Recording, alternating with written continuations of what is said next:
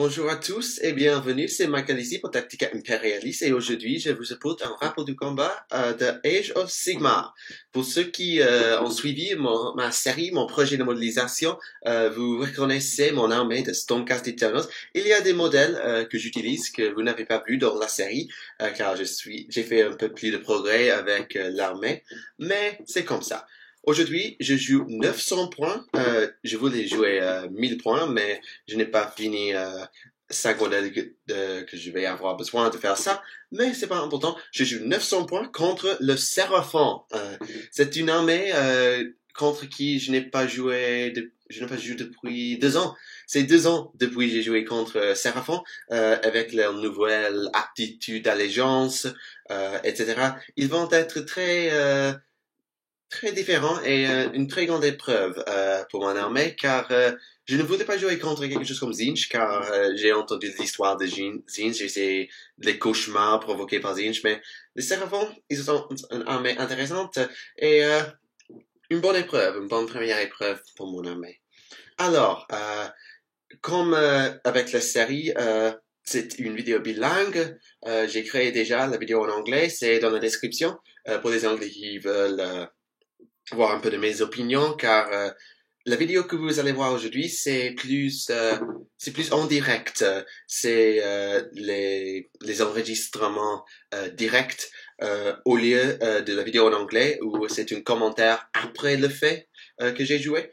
Mais c'est à vous. Si vous voulez regarder la vidéo en anglais, le lien c'est dans la description. Alors, c'est tout ce que je pense que je dois vous dire avant de commencer. Si vous voulez donner vos pensées sur qui vous pensez va gagner, c'est quelque chose que j'aime faire avec les regardeurs, à dire qui va gagner. Dites-moi avant de commencer. Ouais, c'est tout. Alors, commençons avec un regard sur les armées et le terrain du combat, et après nous jouerons. C'est la première rapport du combat pour mon armée de Stormcast et j'espère que vous l'aimez. Commençons. Alors, bienvenue à notre terrain du combat pour ce jeu. Nous jouons avec le jeu ouvert et donc nous avons les cartes de guerre ouverte, c'est bon. Alors, nous commençons avec la mission. L'objectif, c'est Champ de gloire. Ça veut dire que nous mettons un pion d'objectif au centre du champ, c'est là. Et après, nous mettons une troisième dans nos zones de déploiement. J'ai mis le mien là et mon adversaire, il a mis son mien là. Ouais. À la fin du cinquième, si nous contrôlons 2 ou nous contrôlons le plus, nous gagnons. Et si on a un contrôle de tous les 3, on gagne immédiatement. Après, non, c'est immédiatement. Si on peut les prendre à la fin du premier tour, c'est ça. Alors, il y a aussi un Periveti, et c'est un effet extra. Et ça veut dire que chaque tourne, au début de notre phase des zéros, on peut donner à une unité des 3 runes, des 3 points de vie, qui nous aident à être en bonne santé. C'est bon. Je suis de très bonne humeur que mon adversaire n'a pas apporté des choses trop monstrueuses. Et alors, j'ai 900 points et 45 points de vie. Mon adversaire, il a 953 et 90 points de vie. Et donc, j'ai 2 ruses. C'est quelque chose, un effet bonus. Un sauvegarde caché. Je vais vous montrer, car mon adversaire ne peut pas le voir. J'espère que la caméra va focus. Ouais. Et donc, je peux faire ça. Je ne peux pas dire mon adversaire. Alors, voilà. Et à la fin de déploiement, qui est maintenant, je révèle discours exaltant, qui veut dire que jusqu'à mon général est vivant, il est là. Je ne dois pas faire les tests de morale. C'est parfait. C'est très apte pour les Stormcast. Alors, mon armée aujourd'hui. Nous avons mon Lord Aquila, Monsieur Justinien Brisa du Sang. Il est là, vous l'avez vu. Et aussi, nous avons 5 chasseurs d'avant-garde avec un boussole astral et un prime qui est là. Nous avons un Knight Heraldor, 5 libérateurs. Je voulais avoir 10, mais c'est comme ça. Et en réserve, utilisant le boussole astral, nous avons 5 plus de chasseurs d'avant-garde et le prime est ici. Et nous avons 5 décimateurs. Et je suis de très bonne humeur que j'ai des décimateurs, car si on regarde l'armée de mon adversaire, nous verrons pourquoi. Ils utilisent Science of the Storm, Sillon du Tempête, et ils utilisent le boussole astral. J'expliquerai peut-être une autre fois. Et alors, l'armée de mon adversaire. Maintenant, l'armée, c'est un Saurus Sunblood. C'est très fort, c'est très durable. Il est un Saurus, il est comme ça. Nous avons aussi comme héros un skink Star Priest qui lance les sorts, c'est bon. Nous avons 30 guerriers de Saurus dans une unité et après 40 skinks. 40 skinks. Pourquoi pas 40 skinks? Plus de skinks, c'est toujours meilleur. Alors, ils ont une unité, une autre unité, les deux héros et 3 terradons qui vont être très, très intéressants, très rapides et je ne suis pas sûr comment je vais les lutter, mais c'est comme ça. En concernant les artefacts, j'ai un et mon adversaire a 2 qui utilisent un bataillon. J'ai choisi plus une attaque pour ma lame sidérale et pour mon trait de commande, j'ai choisi bouclier de quelque chose qui me donne, je peux ignorer les blessures, c'est un 5+, après que je les souffre, c'est bon. Et aussi, pour mon adversaire, il a choisi plus 1 à son rend pour une de ses armes, et aussi, il peut relancer un jet de touche dans la phase du combat. Et pour le Star Priest, c'était quoi? Moi j'ai pris pour lui, je lui ai mis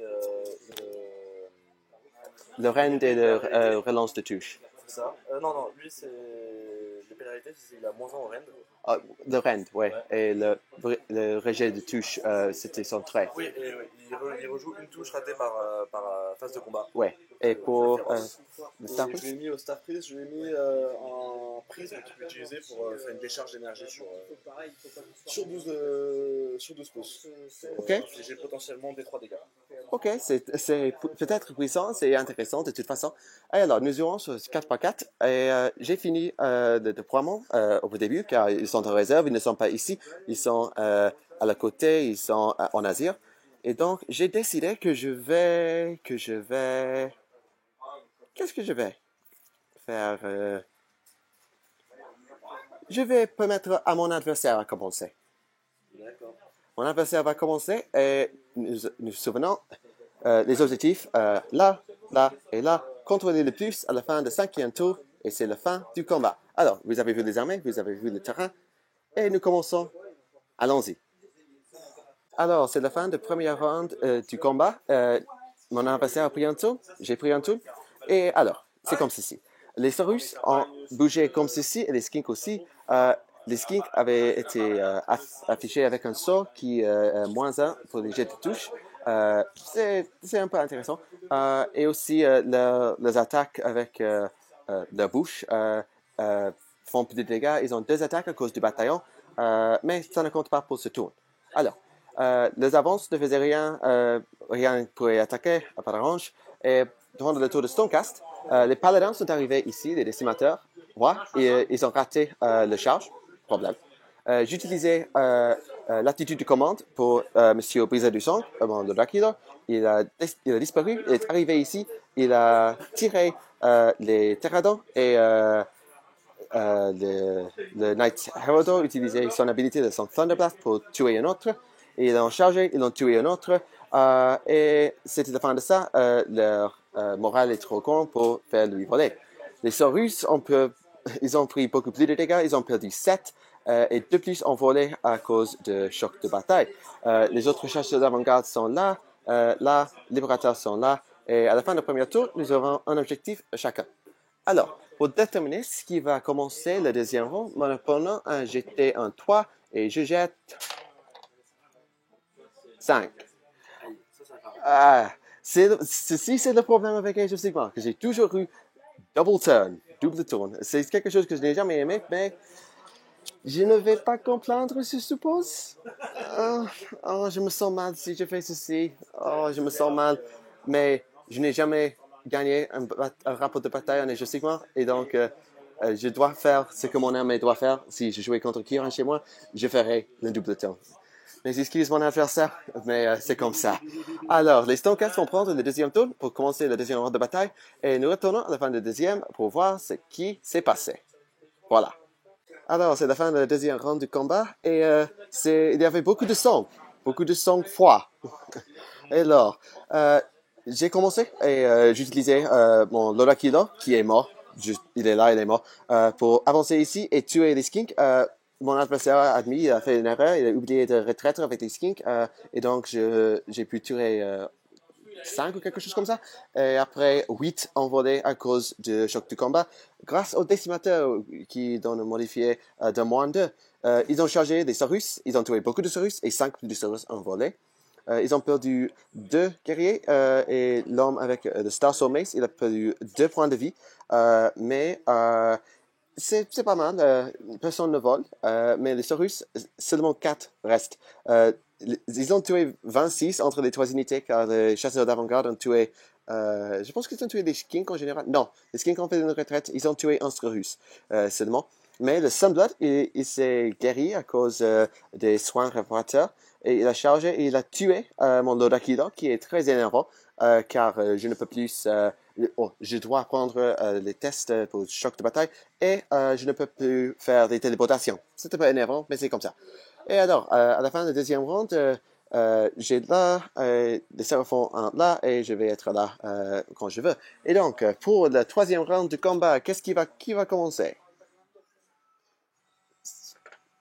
Qui commence? Bah, faut commencer. Lance-toi. Double turn, qui commence? 2 et 2. Et on refait encore, n'est-ce pas? Là. I'm sure I'm gonna lose it as well. Oh! Voilà. 2 points à mon adversaire. Il faut arrêter aussi. Hein. Ouais, c'est énervant, mais je pense qu'avec double tourne, les séraphons auraient pu faire un peu de résurgence, mais on devra voir. Les tirages de chasseurs d'avant-garde pourraient être la fin pour les skinks, mais on devra voir. Alors, nous retournons à la fin du troisième round du combat avec les Stonecast qui commencent. Fin de troisième round de combat. J'ai peur.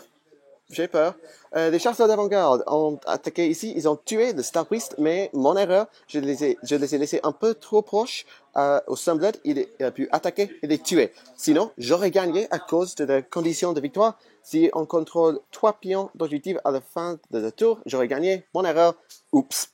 Et je pense que je vais perdre à cause de ça. Le prime de décimateur va soigner le prochain tour à cause de soins de réparateur si je vais au premier. Mais il y a 2 Saurus qui restent et lui, il a 1 point de vie restant. Le Sunblood, il a guéri pour 3 et il a perdu 3 immédiatement après à cause des chasseurs d'avant-garde. Mais il a tué 3 et des skinks ont aidé avec ça aussi. Et donc, je suis un peu concerné que je vais perdre maintenant. Mais si je peux prendre le tour, je pense que j'ai une chance. Alors, commençons pour le 4e. Nous avons... J'ai un 1. Oh, double 1. Oh, et 2. Yes! 5. Oh, c'est un problème, c'est un gros problème. Je vais perdre. Oh non, j'ai peur. Ok, ceci est un problème. Alors, nous retournons à la fin du 4e round de combat. Et on verra ce qui se passe. Mes décimateurs vont mourir et mes chasseurs d'avant-garde vont être immédiatement après à cause de soins réparateurs. Alors, à la fin de la 4e round du combat. Fin du 4e round du combat. Oh mon Dieu, c'est proche. Ok, le Starblood a chargé ici contre des chasseurs. Je pense que c'est la dernière tour. Mais de toute façon, il a tué un, mais le prime a survécu avec 1 point de vie. Il a guéri pendant moitié tour. Mais le Knight Heraldor utilisait Thunderblast sur le bâtiment et il l'a tué. Merci, monsieur Heraldor. Je vous adore maintenant. Et aussi, le prime a tiré un Saurus et chargé et tué l'autre. Le décimateur a été tué en combat, malheureusement. Mais c'est le début du 5e et le dernier round du combat. C'est très proche maintenant. Je pense que la ligne de Konga pour les skinks pourrait gagner le match. Mais si je peux commencer et les forcer à retraître avec une charge, je peux gagner aussi. On verra après lancer les jets pour décider. Le 5e commence. J'ai 6. 5! Oh!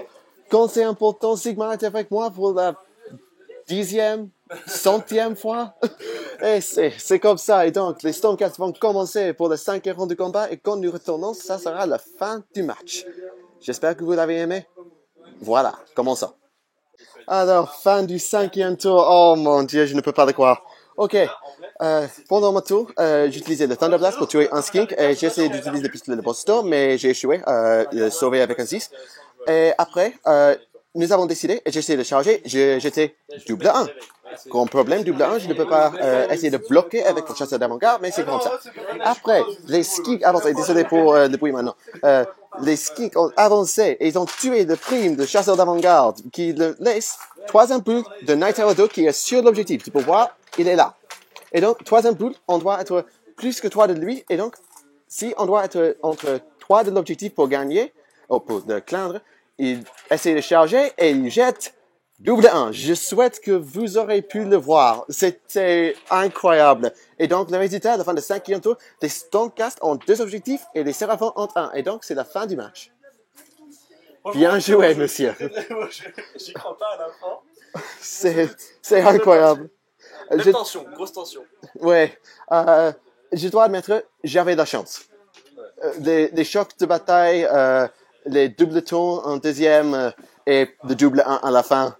J'avais de la chance, mais j'admets pour ceux qui regardent avec ma série de modélisation, je suis très fier de l'armée. Elle a performé assez bien. Je pense que j'étais un peu trop courageux avec le Lodakidor. C'était un peu plus agressif, mais j'apprends et je essaierai de ne le perdre pas la prochaine fois. Et alors, c'est la fin de ce rapport du combat et j'espère que vous l'avez aimé. Mon nom est Michael pour Tactica Imperialis et jusqu'à la prochaine fois avec les Stormcast, je vous verrai. Merci pour regarder et au revoir.